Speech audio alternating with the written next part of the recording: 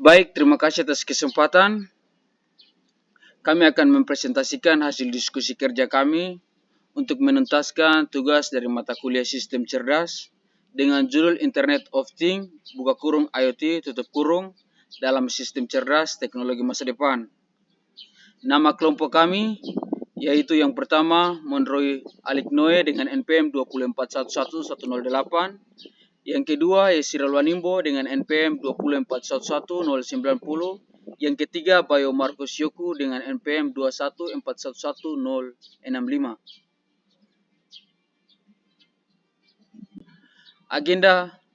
Agenda pembahasan dalam presentasi ini terdiri menjadi beberapa bagian, yaitu yang pertama pengertian, dan kedua arsitektur, ketiga unsur-unsur, keempat manfaat, kelima kelebihan dan kekurangan, keenam dampak, ketujuh daftar pustaka.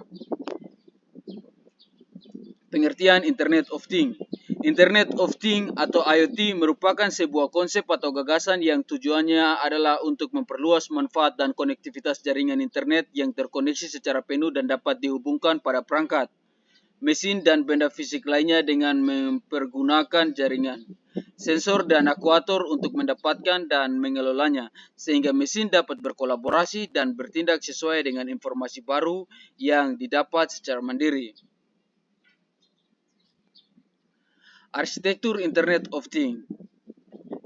Arsitektur Internet of Things adalah struktur yang memungkinkan perangkat, layanan cloud, dan protokol saling terhubung untuk menciptakan ekosistem IoT.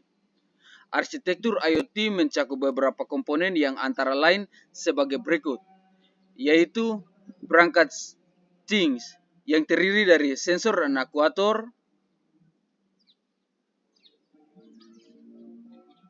dan yang kedua konektivitas yang terdiri dari protokol komunikasi, dan yang ketiga pengelolaan data yang terdiri dari edge computing dan cloud computing, dan yang keempat manajemen data yang terdiri dari database dan analitik data, dan yang kelima aplikasi dan layanan yang terdiri dari aplikasi IoT dan layanan IoT, dan yang keenam ada keamanan security yang terdiri dari enkripsi data dan autentikasi dan otorisasi dan keamanan perangkat, dan yang ketujuh manajemen dan orkestrasi yang terdiri dari manajemen perangkat dan orkestrasi layanan.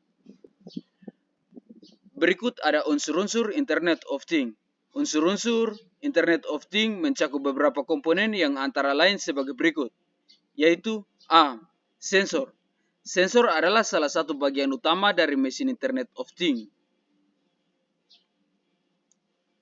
Yang kedua, konektivitas. Setelah mengumpulkan data di sekitar perangkat Internet of Things, perlu memproses di suatu tempat, dan disinilah konektivitas memainkan peran utama. Yang ketiga, pengelolaan data. Seperti disebut sedikit dari tadi, konektivitas memungkinkan transfer data di cloud, tempat data disimpan, dianalisis, dan diproses. Dan yang keempat ada antar muka pengguna UI. Langkah terakhir dari pembahasan yang barusan dari proses Internet of Things adalah memberi tahu kepada para pengguna. Yang berikut ada manfaat Internet of Things. Dilansir dari beberapa jurnal, Internet of Things IoT memiliki manfaat positif dan negatif. Manfaat positif yang pertama adalah kemudahan dalam mengakses informasi, kedua efektivitas dalam bidang produksi, ketiga meningkatkan pendapatan nasional, keempat memonitoring kegiatan secara praktis, lima menciptakan SDM ahli. Manfaat negatif yang pertama rentan terhadap serangan cyber, dua biaya besar, tiga mengarah pada sentralisasi, urbanisasi, empat revolusi industri, lima revolusi industri bagian 1. Yang berikut kelebihan dan kekurangan Internet of Things atau IoT. Dilansir dari beberapa jurnal Internet of Things memiliki kelebihan dan kekurangan, yaitu yang pertama kelebihan. 1. Meningkatkan produktivitas. 2. Menghemat biaya. 3. Meningkatkan keselamatan. 4. Meningkatkan consumer service. 5. Meningkatkan kepercayaan terhadap perusahaan. Dan kekurangan, yaitu yang pertama isu keamanan, dan yang kedua bergantung dengan listrik, yang ketiga bergantung dengan kecepatan internet, yang keempat membutuhkan skill IT yang tinggi, yang kelima mengurangi aktivitas fisik. Yang berikut ada dampak.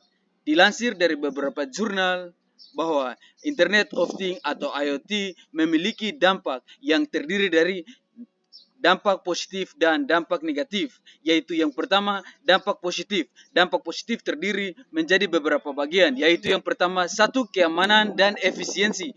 2. Pemantauan kesehatan. 3. Keamanan dan keselamatan mengintegrasikan. 4. Lingkungan yang lebih baik. Dampak negatif: privasi dan keamanan, ketergantungan pada teknologi. 3. Pengangguran. 4. Masalah etis. Yang berikut daftar pustaka. Daftar pustaka ini diringkas, buku-buku ini diringkas dan dibikin menggunakan referensi dari 5 jurnal, yaitu yang tertera pada slide berikut ini.